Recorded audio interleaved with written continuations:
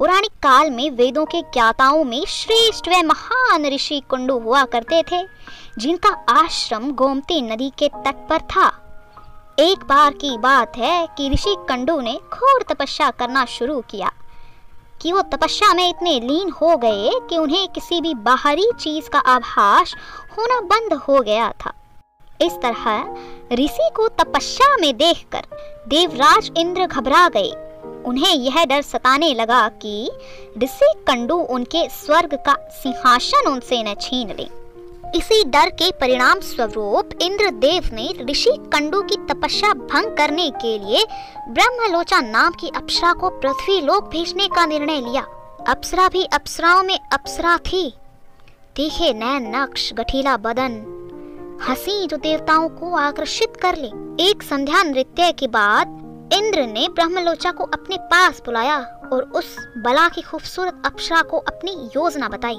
बिना कोई भी प्रश्न किए ब्रह्मलोचा इंद्र की योजना के मुताबिक पृथ्वी लोक के लिए प्रस्थान कर गई। ब्रह्मलोचा सीधे वहीं पहुंची जहां ऋषि कंडू तप कर रहे थे। ब्रह्मलोचा ने अपनी शरारतों से तपस्या में लीन ऋषि कंडू का ध्यान भंग कर दिया और जैसे ही ऋषि कंडू की नजर उस अप्सरा पर पड़ी, ऋषि कंडू उस अप्सरा के रूप व सौंदर्य को देखकर उस पर मोहित हो गए और उसे अपने साथ लेकर विंध्याचल पर्वत की गुफाओं में चले गए। ऋषि कंडू ब्रह्मलोचा के सौंदर्य में ऐसा खो गए कि वह गुफा के अंदर ही 100 साल से ज्यादा वर्षों तक अप्सरा के साथ भोग विलास करते रहे। फिर अचानक एक दिन अप्सरा ब्रह्मलोचा ने ऋषि कंडू से कहा कि वह अब स्वर्ग लोक जाना चाहती है, इसलिए आप मुझे खुशी खुशी विदा कीजिए। अप्सरा के मुख से जाने की बात सुनकर ऋषि उदास हो गए। वह उन्होंने कहा, हे देवी, अभी थोड़ी देर रुक जाती तो अच्छा होता। ऋषि को उदास देखकर अप्सरा पृथ्वी लोक पर और रुकने की बात मान गई। फिर ऋषि कंडू ने अगले 100 वर्षों तक ब्रह्मलोचा अप्सरा के साथ भोग विलास किया। फिर अगले 100 वर्ष बाद फिर अप्सरा ब्रह्मलोचा ने कहा कि हे मुनि, मुझे अब पृथ्वी लोक पर आए बहुत समय हो गया है, मुझे स्वर्ग लोक जाने की आज्ञा दें। ऋषि कंडू ब्रह्मलोचा की बात सुनकर फिर व्यथित हो गए और बोले, हे देवी, अभी कुछ समय और रुक जाओ, फिर चली जाना।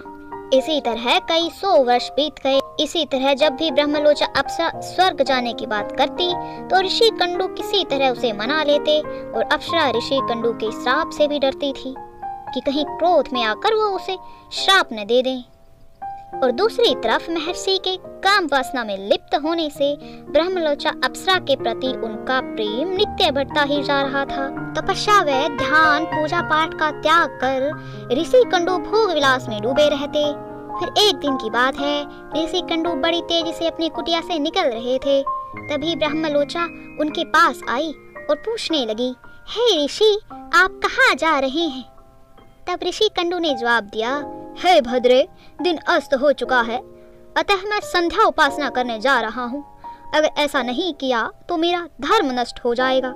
ये सुनकर ब्रह्मलोचा मुस्कुराए बिना न रह सकी और बोली, हे वेदों के ज्ञाता, इतने वर्षों में क्या आज पहली बार सूर्यास्त हुआ है कि संध्या वंदन नहीं करेंगे तो आपका धर्म भ्रष्ट हो जाएगा?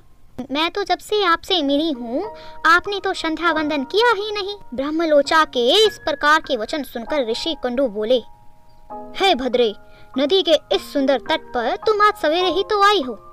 मैंने आज ही तो तुम्हें मेरे आश्रम में प्रवेश करते देखा, तो आज ही तो तुम मेरे आश्रम में आई हो। अतः आज दिन के समाप्त होने पर संध्या काल हुआ है, मुझे विलंब हो रहा है, तुम मेरा उपहास कर रही हो। तब ब्रह्मलोचा ने ऋषि कंडू से कहा, हे ऋषि श्रेष्ठ, आपका यह कथन सत्य है कि मैं आपके इस आश्रम में आज सवेरे ही आई हूँ, परंतु आज नहीं।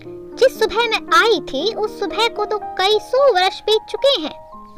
ये सुन महर्षि कंडू घबरा गए और बोले, हे सुंदरी, मुझे सही सही बताओ, मुझे तेरे साथ रमण करते हुए कितना वक्त बीत चुका है? तब ब्रह्मलोचा ने बताया कि मुझे आपके साथ रमण करते हुए 907 वर्ष 6 महीने और 3 दिन हो चुके हैं। यह सुनकर ऋषि कंडू हैरान होकर बोले, हे सुंदरी, क्या तुम सत्य बोल रही हो या मेरे साथ मजाक कर रही हो?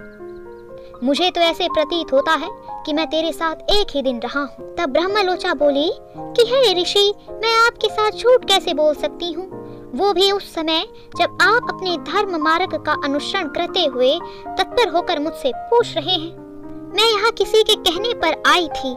ऋषि, आप क्रोधित न हो, मैं आपको पूरा सच बताती हूँ, परंतु इस पे मेरा कोई दोष नहीं है, इसलिए मुझे क्षमा कर दीजिएगा। तब ऋषि कंडू ने कहा कि जल्दी बताओ, तुम्हें यहाँ किसने भेजा था? तब ब्रह्मलोचा ने बताया कि आपकी तपस्या से देवराज इंद्र को डर लगने लग गया था। उन्होंने ही आपकी तपस्या भंग करने को मुझे यहाँ भेजा था। ब्रह्मलोचा के मुख से ऐसे वाक्य सुनकर ऋषि कंडू व्याकुल हो उठे और बोले कि धिक्कार है मुझ पे, मेरा धर्म नष्ट हो गया। एक स्त्री ने मेरी बुद्धि को नष्ट कर दिया। इस स्त्री के संग मात्र से मेरे समस्त जीवन का तपोबल नष्ट हो गया।